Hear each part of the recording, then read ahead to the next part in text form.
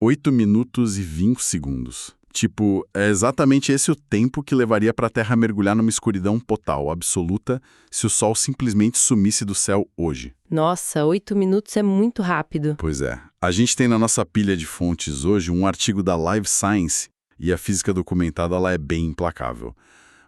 Sem o Sol, a superfície dos nossos oceanos viraria uma crosta de gelo em questão de, sei lá, dias. O que, biologicamente falando, é um fim bem definitivo, né? Exatamente. No fim das contas, a biologia mostra que talvez só algumas bactérias muito isoladas naquelas fontes hidrotermais no fundo do mar, e claro, os tardígrados, que são aqueles ursos d'água indestrutíveis, continuariam existindo. E de certa forma é um apagão limpo, sabe? Tem uma precisão matemática quase reconfortante aí. É, mas aí que tá. O que torna essa precisão científica assustadora é, na verdade, a falta total de moralidade nela. Quer dizer, a ciência dá pra gente o fim biológico com regras muito claras. Só que o nosso mergulho profundo hoje caminha numa direção totalmente oposta. E muito mais caótica, eu diria. Com certeza. A nossa proposta hoje não é ficar olhando para o fim da fotossíntese. A missão dessa análise é investigar como cenários completamente absurdos na ficção podem ser a ferramenta mais afiada mesmo para revelar umas verdades bem sombrias sobre o comportamento coletivo humano. E para isso, a gente vai usar um material denso, resenhas literárias, artigos acadêmicos e uma entrevista bem reveladora com o romancista chinês Yan Lenqi. Sobre o livro dele, O Dia em que o Sol Morreu, né? Isso, porque quando a gente olha para a literatura dele, a gente vê o que acontece não com a biologia, mas com a moral coletiva quando o Sol simplesmente se recusa a nascer. A história leva a gente para a vila de Gaotian, lá nas montanhas Balu, na China, e é uma noite quente de junho. O sol se põe, mas na manhã seguinte o céu continua umbreu. Caramba. E a população inteira começa a sofrer de um negócio que o livro chama de o grande sonambulismo. Certo, então vamos desvendar isso, porque essa premissa é genial. E o que me chamou muito a atenção nas fontes é o guia que a gente tem para essa história. Não é um cientista, não é um político tentando resolver a crise do Sol. É um garoto de 14 anos, o Li Nianian. E que a própria comunidade acha que é um idiota, né? Exatamente. Ele é tido como o bobo da vila. Só que, por uma ironia brilhante do autor, o Ninian e a família dele são os únicos que continuam lúcidos e acordados. Ele é, tipo, a única testemunha de olhos abertos vendo a sociedade ao redor perder completamente o controle. E o jeito que esse sonambulismo coletivo evolui é onde o absurdo começa a desenhar a crítica de verdade. Porque no começo até parece inofensivo, sabe? Sim, no começo chega a ser cômico. A falta de luz não para aquela necessidade bizarra de ser produtivo. Por exemplo, a mãe do garoto fica cortando papel no escuro absoluto, que são os artigos funerários que eles vendem. O tio dele vai colher trigo no meio da noite, murmurando que a família não pode passar fome. E eles estão literalmente dormindo enquanto fazem isso. Totalmente. Fisicamente adormecidos. Mas parece que a programação capitalista de hiperprodutividade é um software rodando no cérebro que eles não conseguem desligar, sabe? É a pura inércia do trabalho. O que as análises acadêmicas mostram é que o autor usa esse absurdo para dizer que o impulso de sobrevivência e de lucro está tão enraizado na nossa psique coletiva que passa por cima da própria consciência. A pessoa perde a capacidade de descansar. Mesmo quando o mundo inteiro está mergulhado na escuridão. Exato. Só que essa fase da colheita e do trabalho rotineiro dura bem pouco. Nossa, muito pouco. Rapidamente o véu de civilidade cai e a situação degenera de um jeito visceral. As pessoas começam a bater na porta umas das outras para confessar rancores de décadas, aí começam os saques nas lojas, vizinho atacando vizinho com enxada. E tudo isso em estado de sonambulismo? Sim. Estupros, assassinatos no meio da rua. Lendo essas fontes, me veio uma analogia muito clara para quem nos escuta. É como se a ausência de luz do sol desativasse aquele nosso filtro social, sabe? Lembra muito o anonimato na internet hoje em dia. Quando a luz apaga, ou quando você não tem um rosto atrás do teclado para sofrer as consequências, as pessoas se sentem invisíveis. É o fim das amarras, né? Isso, é uma panela de pressão onde a válvula de escape não é uma revolução consciente. É o subconsciente agindo em bando, o tecido social evapora. E a sua analogia com o anonimato é perfeita, porque as resenhas apontam justamente isso. A escuridão no romance não cria desejos novos ou uma maldade nova nas pessoas. Ela só tira o medo da retaliação. A vila vira tipo um laboratório a céu aberto do nosso subconsciente. E para a gente entender como o autor constrói isso, a gente precisa falar de um conceito literário que ele mesmo criou, chamado mito-realismo. O Shen Shizhui, né? Que vai totalmente contra aquele realismo tradicional que a gente está acostumado a ler. Totalmente contra.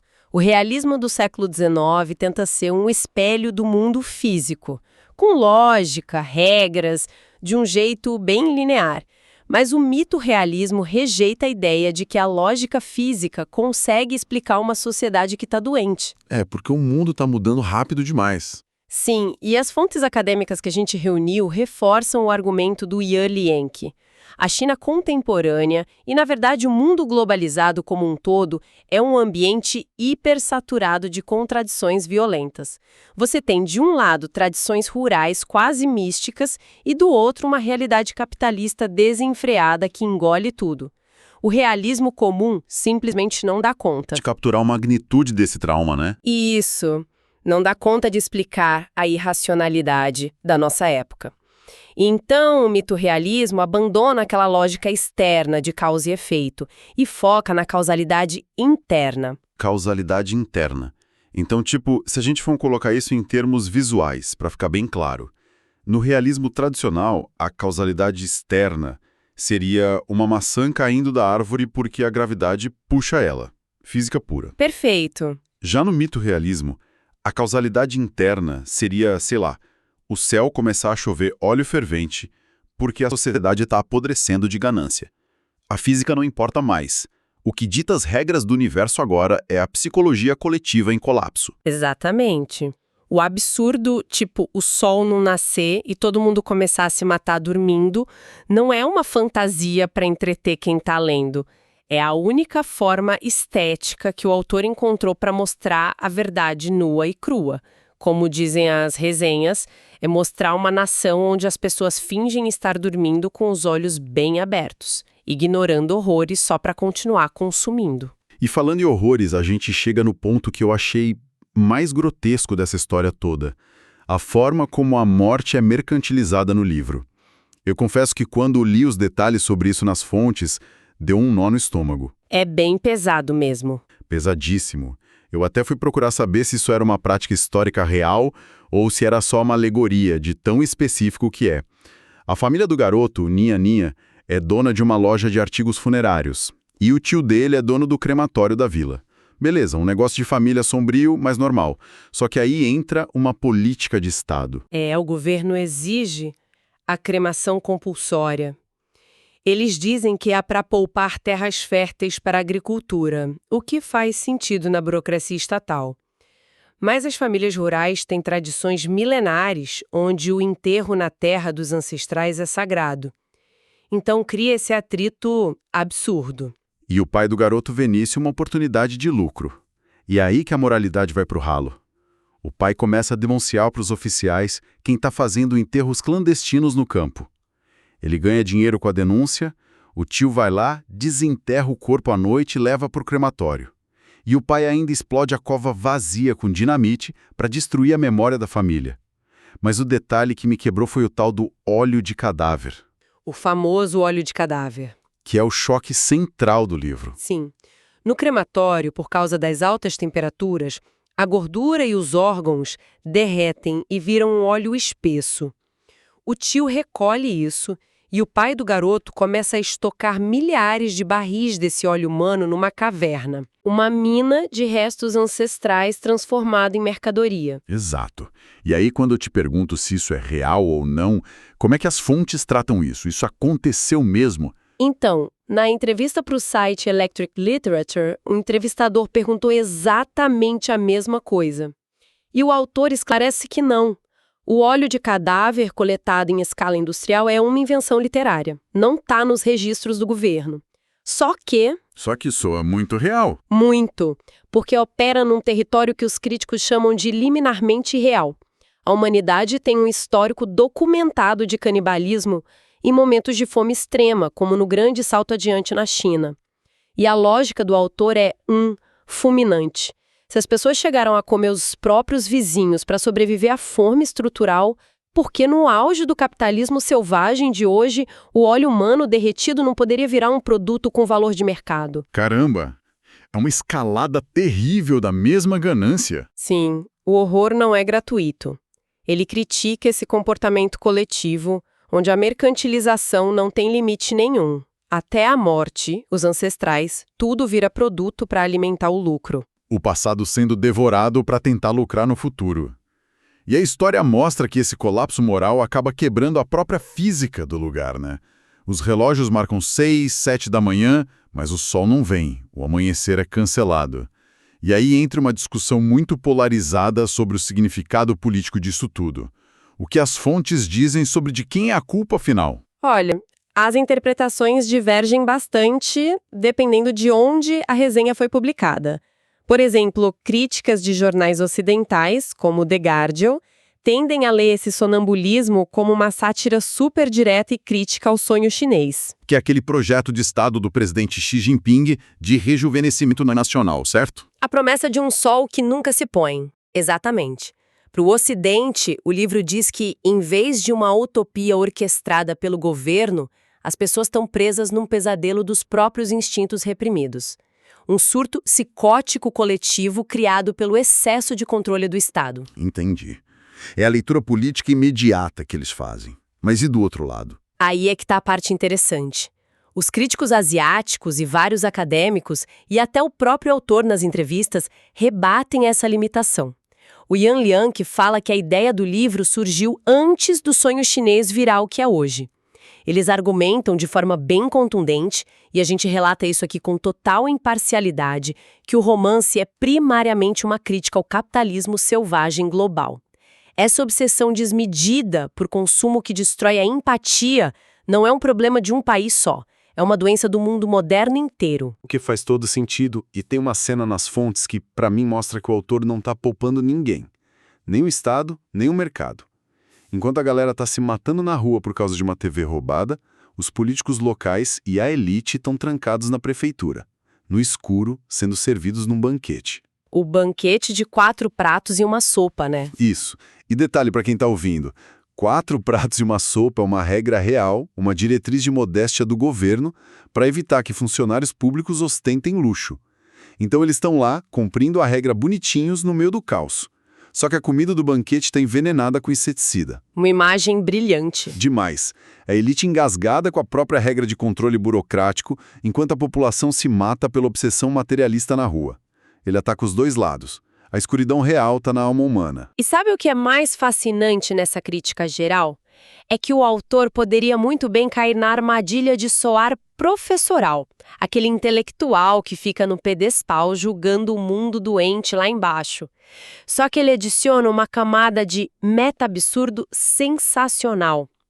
O próprio Yan Liang, o escritor do livro No Mundo Real, é um personagem dentro da história. E ele quebra a quarta parede. Sim, ele mora na vila de Gaotian e é vizinho do garoto. O Ye Liang fictício sofre de um bloqueio criativo, os livros dele estão lá pegando pó, e quando o sol não nasce, adivinha? A genialidade intelectual não protege ele vira sonâmbulo também. E a melhor parte, a que me fez rir de nervoso quando li. Ele tá lá, vagando sonâmbulo, e toma um tapa na cara da própria mãe idosa. E ela grita um negócio tipo, se você não acordar, vai morrer dentro da sua própria história. O que significa isso para o autor se colocar nessa posição tão patética? Significa a destruição do herói intelectual intocável. As análises acadêmicas chamam isso de uma crítica à amnésia patrocinada. O autor está assumindo a cumplicidade da própria classe dele. Escritores, acadêmicos frequentemente ajudam a criar aquelas ficções confortáveis que a sociedade gosta de consumir para ignorar a realidade dura. Eles romantizam a desgraça, né? Exatamente. Enquanto as pessoas estão se matando nas ruas, a classe pensante está criando um labirinto de palavras. Então o tapa da mãe é a realidade cobrando a conta. Se ele não olhar para o óleo de cadáver, de verdade, ele vai ser engolido pelo caos como qualquer outro. O absurdo critica todo mundo, inclusive quem está escrevendo. Isso traz a gente de volta pro garoto, Nhan Nhan. O suposto idiota da vila acaba sendo o único repórter confiável porque ele não usa jargão intelectual. Ele descreve a mãe cortando papel e fala que o rosto dela virou de papel. Ele vê o vizinho batendo no outro e fala que eles parecem blocos de madeira inanimados. A busca pelo lucro sugou tanto essas pessoas que elas viraram coisas. E como é que isso tudo se resolve, pelo menos na lógica da narrativa? Com um sacrifício absurdo. O pai do garoto não aguenta mais a culpa do óleo de cadáver. Ele leva todos aqueles milhares de barris para o topo de uma colina e põe fogo. Ele queima os restos mortais da própria comunidade numa fogueira gigantesca para tentar atrair o sol de volta. E tragicamente funciona. O sol nasce. Mas a luz não traz esperança. Ela só ilumina as ruas cheias de corpos e a vila destruída. Eles recuperaram o dia, mas perderam o que tornava eles humanos no processo. O que nos leva à grande filosofia por trás de uma história tão barra pesada e que amarra perfeitamente o propósito do nosso papo de hoje. O autor conta uma anedota real nas entrevistas dele sobre um homem idoso e cego que morava na vila dele. E esse homem sempre carregava uma lanterna acesa à noite quando ia andar pelas ruas. Mesmo sendo cego, o que não faz o menor sentido lógico porque a luz não muda nada para ele. Pois é, e foi o que perguntaram para ele. Para que gastar querosene se você não vê o caminho? E a resposta do homem cego, que virou o lema do escritor, foi: eu não carrego a lanterna para iluminar a minha escuridão.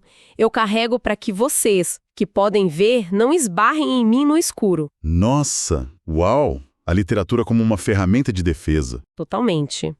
A literatura do absurdo, esse mito realismo, é a lanterna do homem cego. Ela não está ali para trazer uma mensagem fofinha de esperança de que no final tudo dá certo. Ela está ali para iluminar o abismo, para que a sociedade veja o quão perto da beirada a gente está.